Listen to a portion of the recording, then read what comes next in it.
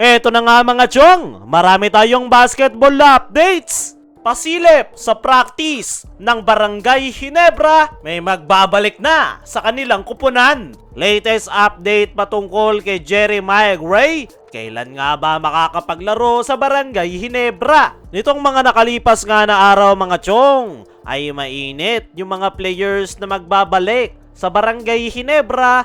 Gaya na lang nitong si Jamie Malonzo na nagpapalaki ngayon ng katawan at expected na makakabalik na this upcoming January. Sa kalagitnaan naman ng nasabing buwan ang pagbabalik ni Isaac Go na nagbawas naman ng timbang. Pero marami ngang Barangay Ginebra fans ang nagtatanong, ano yung latest update patungkol dito sa isa pang injured player ng Barangay Ginebra na si Jeremiah Gray. Sa dalawang nabanggit na Ginebra player ay itong si Jeremiah Gray, yung pinakamatagal nang hindi nakapaglalaro para sa Barangay Ginebra. Isa't kalahating taon na nga itong missing in action para sa kanyang kupunan. Kaya naman, maraming Ginebra fans ang nagtatanong, ano na ba yung latest update kay Jeremiah Gray? Makakapaglaro na rin ba ito sa darating na January kasabay ni Malonzo at Isaac Go? As of now nga mga chong, ay magulo yung sitwasyon nitong si Jeremiah Gray. May lumabas na article last July na pabalik na raw ng Barangay Ginebra si Jeremiah Gray, kung saan sinabi dyan ni Coach Tim na nalalapit na yung pagbabalik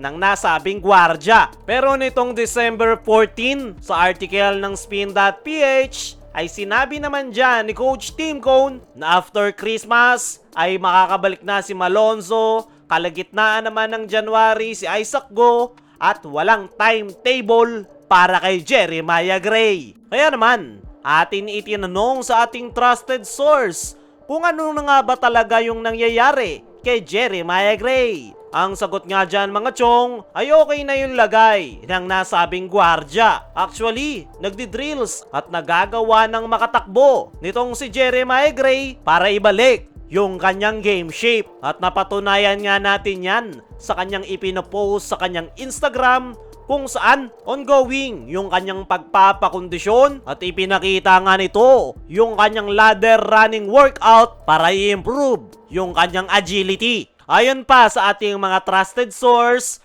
ay meron lang konting problema sa kanyang injury itong si Jeremiah Gray, kaya hanggang sa ngayon ay wala pang timetable na inilalabas si Coach Tim Cone sa pagbabalik nitong si Jeremiah Gray. Possible na nagkaroon ng conflict sa injury ng nasabing gwardya, possible rin na mas pinapatibay pa nito yung kanyang tuhod dahil hindi nga basta-basta yung kanyang mga natamong injury. Pangalawang ACL injury na nga yan, at sa kanyang latest ACL injury ay may kasama pang PCL at MCL tear injury. Kaya naman, nahihirapan talaga itong si Jeremiah Gray na maibalik sa kondisyon ang kanyang laro. Pero tuloy-tuloy pa nga rin yung kanyang pagpapakondisyon, kung saan ini-improve nga nito yung kanyang outside shooting. Yan nga ngayon yung focus nitong si Jeremiah Gray,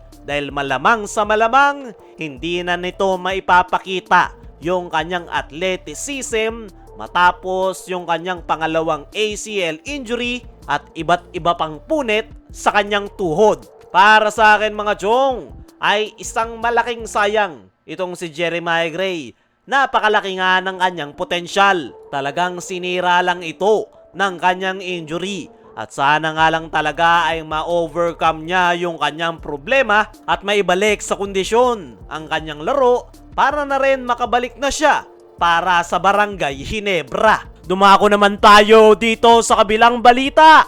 Pasilip sa practice ng Barangay Ginebra, may magbabalik na sa kanilang kupunan. Wala ngang sinasayang na panahon itong Barangay Ginebra, at kahapon yung naging huling practice ng kanilang kupunan sa taong 2024. Maganda nga yung ipinakita ng Barangay Ginebra sa kanilang practice, kung saan may mga ilang players pang spotted na makapaglalaro na next year. At yan nga ay itong sila Jamie Malonzo at Isaac Go. Magandang balita nga yan mga chong dahil makikita na nga natin sila next year. Ang magandang balita pa para sa Barangay Ginebra ay mas maganda na nga ngayon yung flow ng kanilang opensa dahil mas alam na ng mga bagong players ni Coach Tim yung kanilang sistema at nakukuha na nga nila yung triangle offense. Ayon pa nga sa mga source, ay merong mga sinusubukang bagong plays si Coach Tim Cone sa kanyang kupunan na pinakamagagamit nila sa kanilang mga upcoming games. Ang isa pa sa magandang balita sa Ginebra ay meron nga rin silang mga bagong schemes para takpan yung butas sa kanilang frontcourt position. Ayon pa nga sa ating mga trusted source, ay mukhang bibilisan na nga ng Barangay Ginebra yung tempo ng laro at i-expect